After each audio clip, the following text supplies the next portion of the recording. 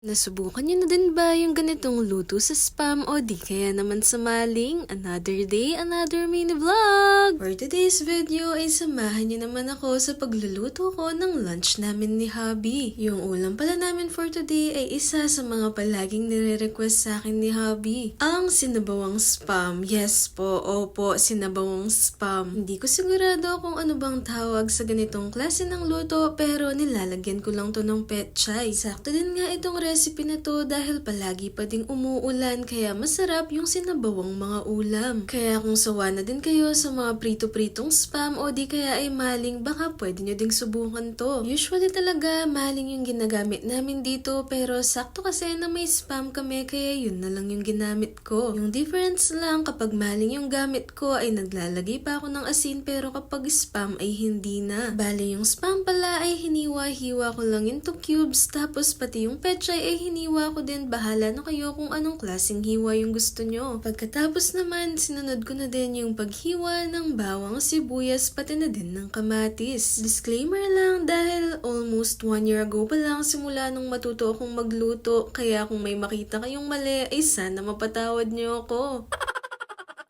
Itong ulam na to, sobrang dali lang din i-prepare, sobrang bilis lang din maluto, kaya kung nagmamadali kayo ay pwedeng ito na lang din yung ulamin ninyo. Hindi ako nagkakamali, wala mang isang oras nang niluto ko ito. Anyways, nung ma-prepare ko na lahat ng ingredients ay nag-start na nga ako sa pagluluto ko. Bale, yung unang ginawa ko ay prinito ko muna yung spam. Habang nagpiprito naman ay nagsaing na din ako para at least after kong makapagluto ng ulam ay may kanin na din kaagad. Baka kasi maranasan ko yung nai-experience ng iba na may ulam na gutom na tapos nakalimutan palang magsaing.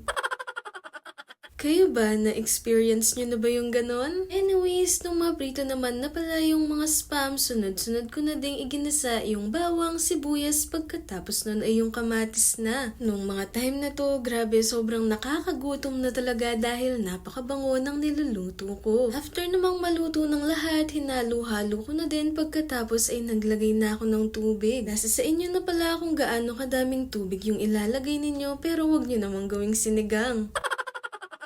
Ako kasi dinagdagan ko pa yung tubig na nilagay ko kasi mahilig kami ni Hubby sa sabaw, baka mag-agawan pa kami.